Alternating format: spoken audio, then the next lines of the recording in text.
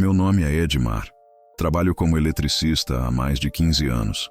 Já consertei poste caído depois de tempestade. Entrei em casa alagada para desligar quadro de força e até já levei susto com gambá saindo de caixa de energia. Mas nada, absolutamente nada me preparou para o chamado que recebi naquele sábado à tarde. Era um número desconhecido. Uma voz firme, pausada, pediu meus serviços com urgência numa fazenda chamada Canavieira. Fica a umas 2 horas de estrada de terra, no meio do agreste, perto de um povoado chamado Poço Fundo.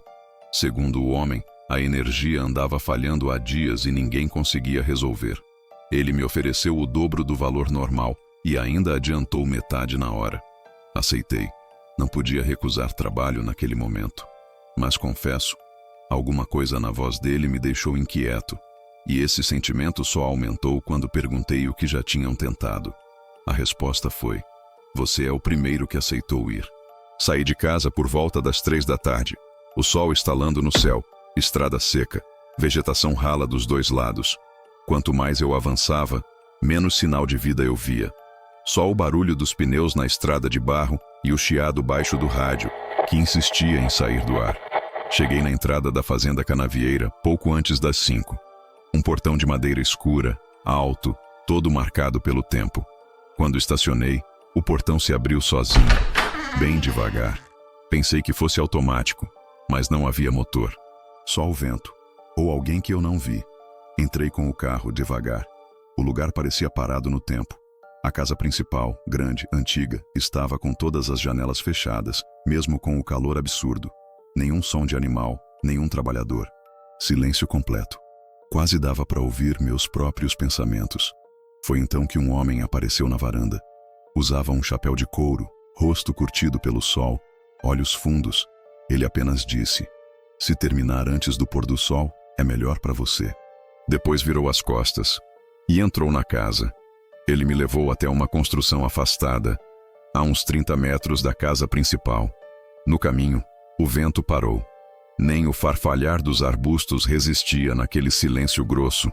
O pequeno prédio parecia abandonado havia décadas.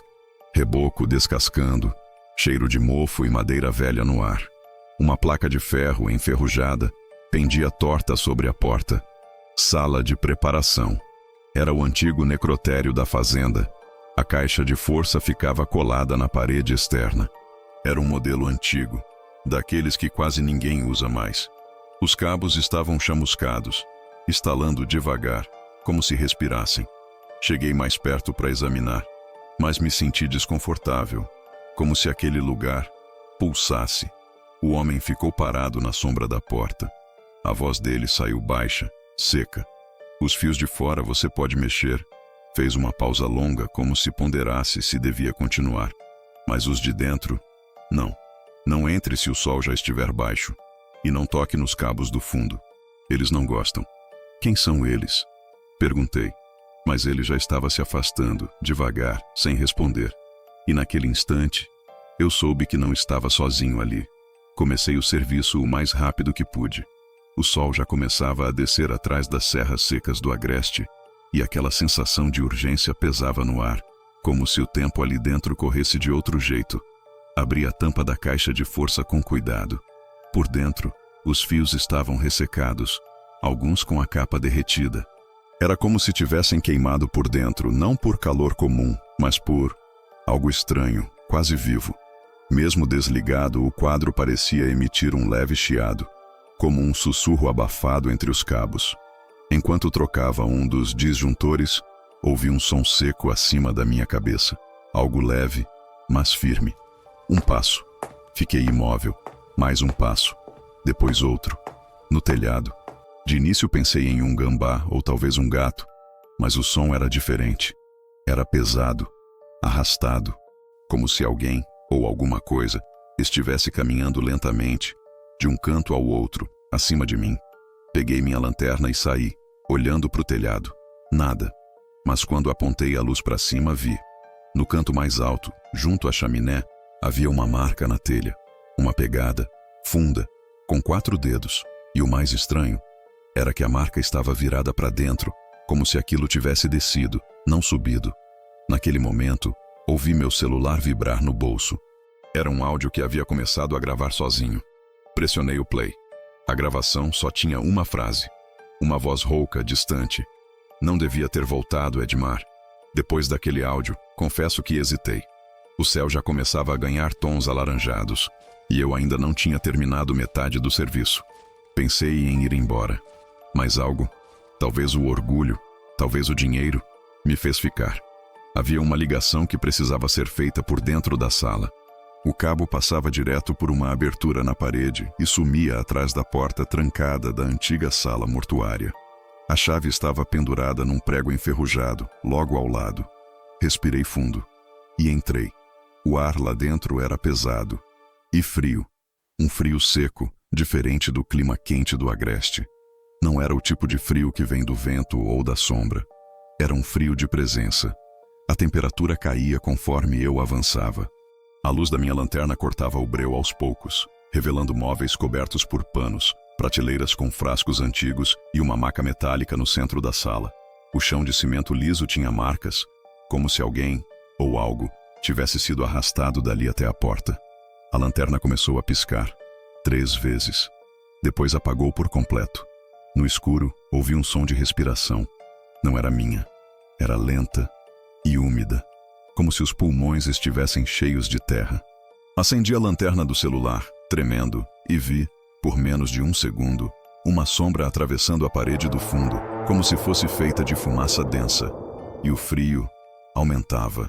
Com a mão tremendo, segurei firme a lanterna do celular e fui seguindo o cabo que saía pela parede.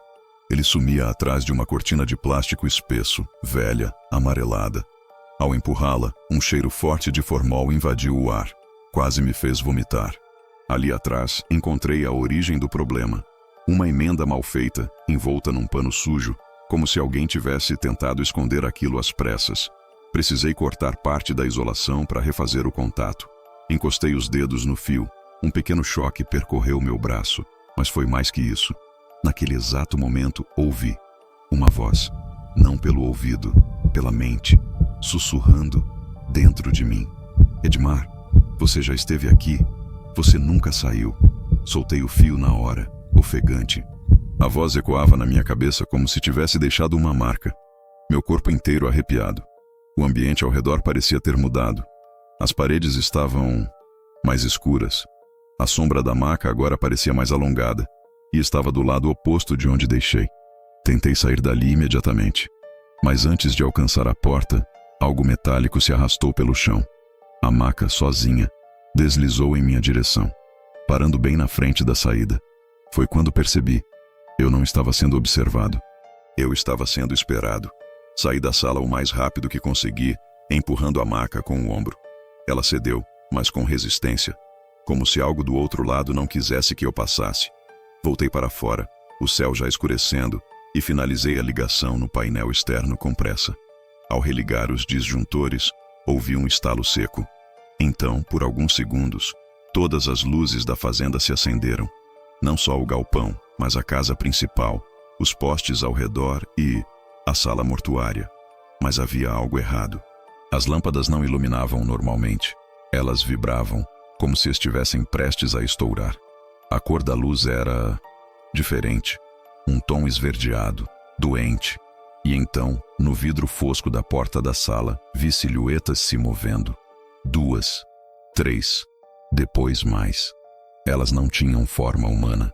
Eram compridas, encurvadas, como se tivessem nascido no escuro e nunca visto a luz. Se arrastavam, com movimentos lentos, dançando ao redor da maca vazia. Parei, meu corpo congelado. Foi então que vi meu próprio reflexo na janela do galpão. Mas não era exatamente meu reflexo. Eu estava parado, sim, mas ele se mexia, levantava o braço, inclinava a cabeça, como se estivesse me imitando, ou tentando aprender como ser eu. E pela primeira vez na vida, senti algo impossível. A energia daquilo ali não vinha da rede elétrica. Ela vinha debaixo da terra. As luzes começaram a piscar. Uma a uma, foram se apagando. Primeiro os postes, depois a casa principal. Até que restou apenas uma luz acesa, a da sala mortuária, como se aquilo fosse um convite. A voz dentro de mim voltou, mais clara agora. Você precisa ver, Edmar. Precisa lembrar. Contra toda razão, meus pés se moveram por conta própria. Cada passo em direção à porta pesava como se eu estivesse caminhando dentro d'água. Quando entrei, a sala estava diferente. Não havia mais poeira, nem panos velhos. Estava limpa, branca, fria como um frigorífico. No centro, sobre a maca de aço, havia um corpo coberto por um lençol.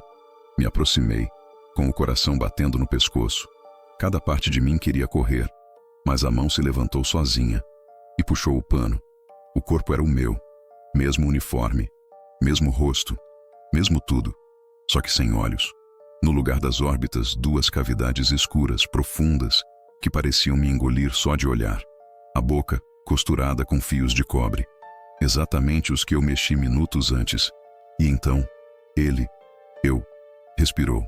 O peito subiu e desceu uma vez, depois outra, e a boca se mexeu mesmo costurada, como se tentasse falar. Um som abafado saiu, sufocado. A luz piscou uma última vez, e tudo mergulhou na escuridão total. Naquele instante, entendi. Aquele lugar não queria só me assustar. Ele queria me substituir. Eu corri. Saí tropeçando da sala, batendo o ombro na porta, sentindo o ar cada vez mais denso, como se o próprio ambiente tentasse me segurar. As árvores ao redor da fazenda agora pareciam mais próximas. Os galhos se inclinavam para dentro, como braços tentando me alcançar. O céu não tinha mais cor, nem estrelas, só um breu uniforme e espesso, como se eu estivesse sob um teto de pedra. Corri até o carro. As mãos tremiam tanto que deixei as chaves caírem 2 vezes antes de conseguir girar a ignição. Nada. O motor tossiu, morreu e silenciou. Luzes começaram a acender sozinhas pela fazenda, mas agora não eram lâmpadas, eram olhos. Olhos no mato, nos galhos, nas janelas da casa principal. E todos, voltados para mim. Peguei a lanterna e, num último impulso de sanidade, corri de volta até o galpão. Abri o painel elétrico e fiz algo que jamais recomendaria a ninguém. Criei um curto-circuito proposital, cruzando os fios principais. O estouro foi ensurdecedor. As luzes piscaram. O ar vibrou. Algo gritou, não com voz humana, mas como se o próprio lugar sentisse dor. Por um instante, tudo parou. Silêncio absoluto. Depois a energia caiu por completo. O breu tomou conta da fazenda. E com ele um silêncio, cheio de presença. Achei que tinha vencido, achei que tinha escapado. Mas no escuro, o rádio do carro ligou sozinho. E uma voz familiar disse suave: "Agora você pertence à rede."